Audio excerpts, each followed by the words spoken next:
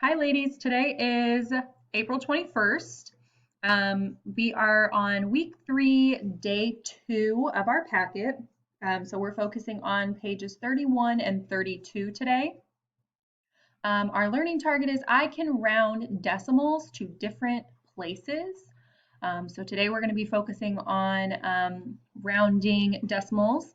And then your homework for when we are finished, after you've watched this video and completed the practice assignment, is going to be on pearsonrealize.com, and it's labeled 42120 Quick Check. All right, so for our lesson today, we're going to be starting on question number 1.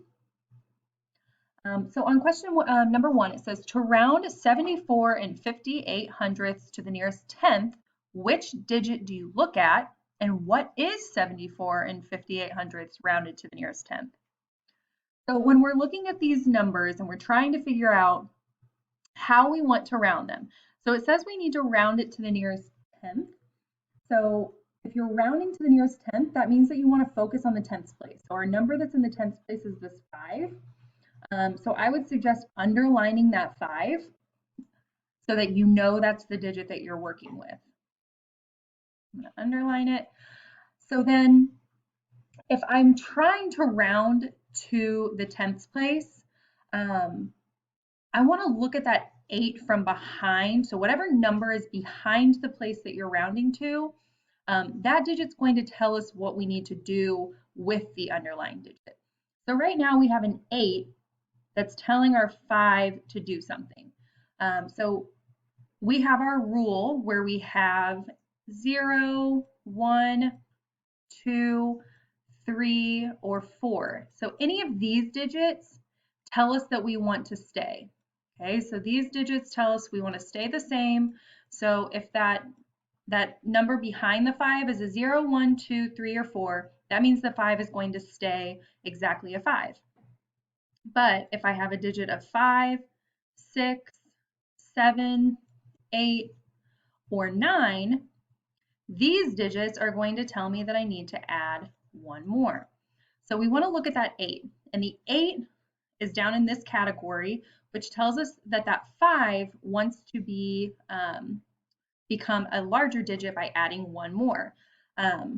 So it says to round to the nearest tenth, which digit do you look at?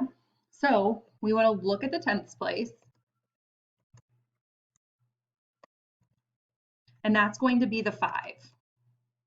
Okay, but then we want to figure out what is this rounded to the tenths place. So what is this number going to be if we round it to the tenths place?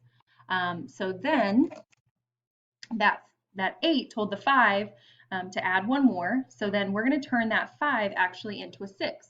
So everything before the underlying digit is going to stay the same. So the 74 is going to stay the same with the decimal, but that 5 is going to become a 6. Anything behind the underlying digit goes away. So we don't leave that 8, we don't put that back in, it just becomes 74 and 6 tenths. Since we're rounding to the tenths place, the last digit that you should have in your answer is going to be in the tenths place.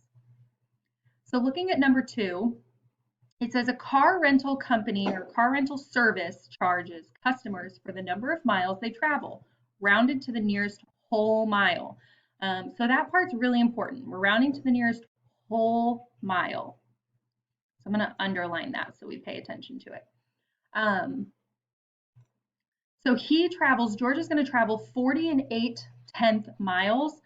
So for how many miles is he going to be charged? So they're rounding to the nearest whole mile. So in this sort of a problem,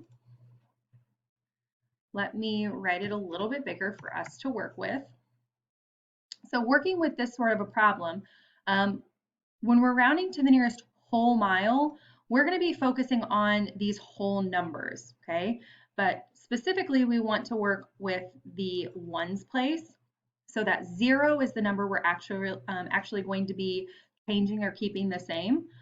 So just like we did before in number 1, we want to look right behind the underlying digit to that digit right behind it, which is going to be the 8. my 8 is going to tell my 0 what to do. So we want to look at this 8 and we want to see, is it in this first category of 0 through 4, where it tells us to stay the same, or is it in the second category of 5 through 9, where it tells me to add one more? So because this digit, not the 0, the 8 is in the second category of adding one more, that tells me that that 8 is going to make the 0 turn into a 1. So the amount of miles that he's going to be charged for is going to be 41 miles. And when it asks you to explain, so that's going to be either your visual of showing that that 8 tells the 0 to add one more, so that you could even kind of put that we're going to add one more and that we're going to get rid of that 8, which makes this into a 1. You can use words to explain. It's completely up to you. All right, so let's look at number 3. On 3 through 10, we're going to be rounding each number to the place value that's underlined. So the place value that we're focusing on is going to change throughout all of these different problems. So it's really important to pay attention to where the underlined digit is. So on number 3, the underlined digit is this 6. So it's in the ones place. So the last digit that we're going to have in this answer is going to be in the ones place. So we want to look behind at that 5, because the 5 is going to tell the 6 what to do.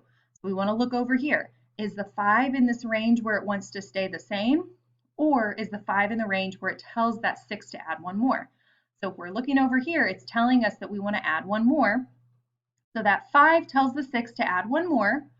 So that 6 becomes a 7, and then everything behind the 6 is going to go away. So we're going to just leave that as 17. So then we look over here. So again, we're looking at this ones place. In the ones place, we have the 6. Also remember, in our answer, because that underlined digit is in the ones place, the last digit of our answer is going to be in the ones place as well. So looking behind the 6 at this 1, so it's the number directly behind the underlined digit, the 1 is going to tell the 6 to either stay the same or add one more. So we want to look back over here. Is the 1, not the 6. We're focusing on the number that is telling the 6 what to do. The 1 is in this section where it tells us to stay the same. So the 1 tells the 6 that it needs to stay. So it is going to stay a 6. And then remember, we get rid of all the other digits behind, so it stays 56. Looking at number 5, we're focusing on the 2 in the hundredths place. The 2 is going to tell the 3 what to do. So is the 3 going to go up to be a 4, or is it going to stay the same as a 3? So everything before the underlying digit stays the same. Now we want to look at this 2. Does the 2 tell us to stay the same, or does it tell us to add one more? If we look at our chart, it's telling us to stay the same. So that 3 is going to stay the same. And then that 2 is going to go away because everything behind the underlined digit goes away. So now let's look at 6. Everything before the decimal stays the same. So my 42 is going to stay the same. My 8 is going to tell my underlined digit 7 what to do. So is my 7 either going to add one more and become an 8, or is it going to stay the same? So we want to think about this 8 right here. The 8 is the number that we're focusing on. Is it telling us to stay the same, or is it telling us to add one more? So an 8 tells us to add one more. So this 7 becomes an 8. On number 7, everything before the decimal is going to stay the same. Or I'm sorry, everything before the underlying digit stays the same.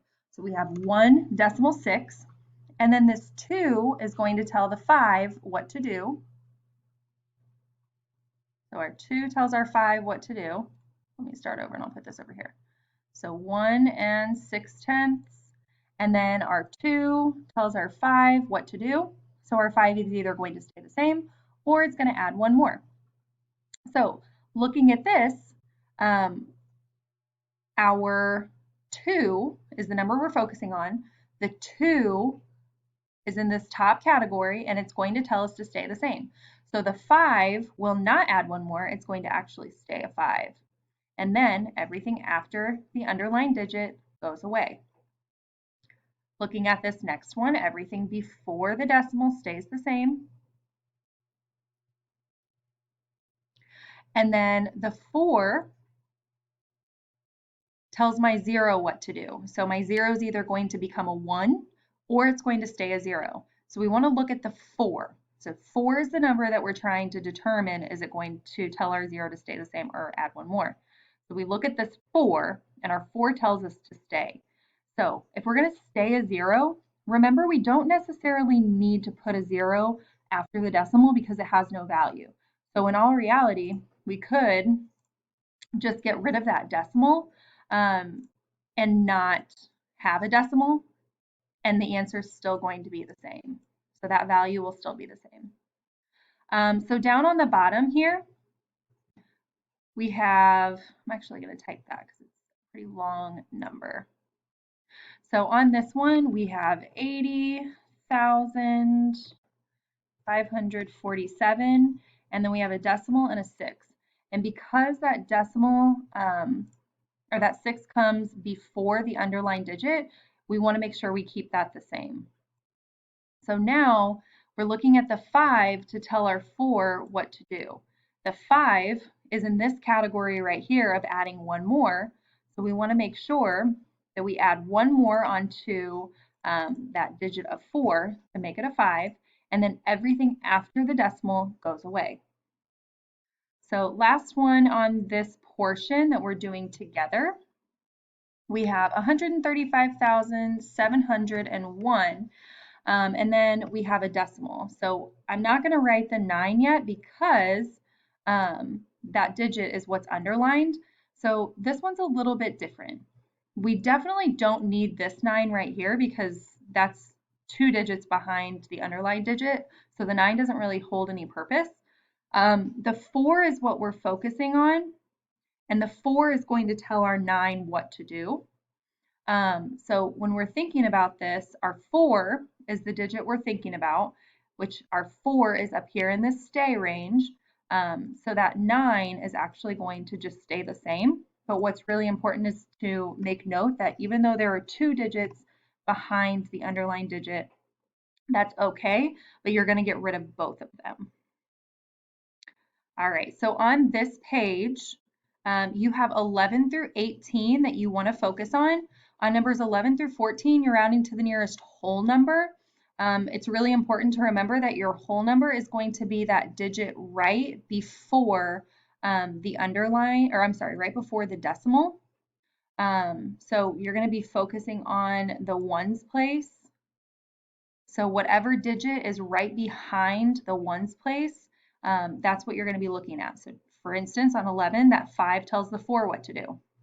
On numbers 11 through 15 through 18, you're going to focus on whatever digit is underlined, and then thinking about what number is behind that to tell it what to do. But don't forget, if it's the whole number, you should have no decimal numbers. And if you're rounding to the 10th place, that's the last digit in your answer. 100th place, same thing. So making sure that your whatever is the underlined digit is the last digit in your answer. All right, so we're going to take a look at a couple of the problems on page 32. So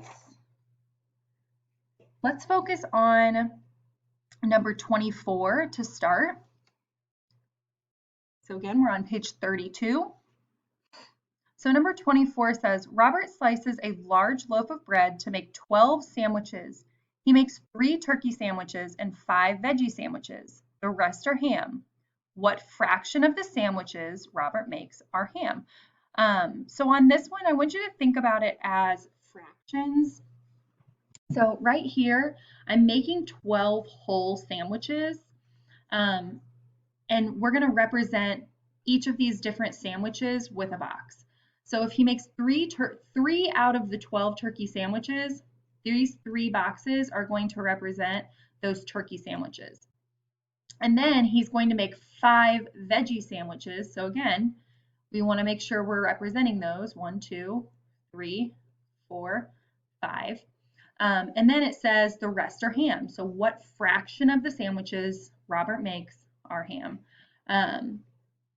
So I want you to think, by looking at our visual, what would your fraction be for the number of sandwiches that are ham? All right, go up to number 19. It says the picture at the right shows the length of an average American alligator. So the visual itself is kind of hard to see, but really the only thing you need to focus on is this, this line down here, and this basically the number. So it says, what is the length of the alligator rounded to the nearest tenth? So on this problem, what's really important is we want to make sure that we look at this number and we identify what is the tenths place. So if you're rounding to the tenths place, that's the number that you want to underline. So if we're looking at this, the 3 is going to be our tenths place. So if the 3 is our tenths place, we want to look right behind the tenths place to figure out what digit is going to tell us what to do with our 3. So if we're looking at that, the 9 is going to tell the 3 what to do. And if we remember on this page right here, if our 9 is the number that's telling the 3 what to do, which set is it going to be? Are we going to stay the same, or are we going to add one more? So we want to look for the number 9, and the number 9 is telling us to add one more. So that means that we're going to add one more to our 3. So our 3 actually is going to become a 4, and then the 9 is going to go away. So our answer would be 4 and 4/10. And then don't forget, you want to make sure that you have your unit, which is meters. So you can either do M for meters, or you can write out meters. All right, so for your assignment today, you are going to be finishing numbers 11 through 18 on page 27, or not 27, I guess it's 31 in your packet. So 11 through 18 on page 31 of your packet. And then on page 32 of your packet, you're going to be finishing these last few questions on the back, as well as kind of finishing number 24 as well. So we did most of that work together, but I want you to come up with what the fraction is going to be for the ham sandwiches. And then once you're completely finished with this entire assignment and you've watched the video, then you're going to go to Pearson Realize and do your homework for today, which is 4/21/20 quick check.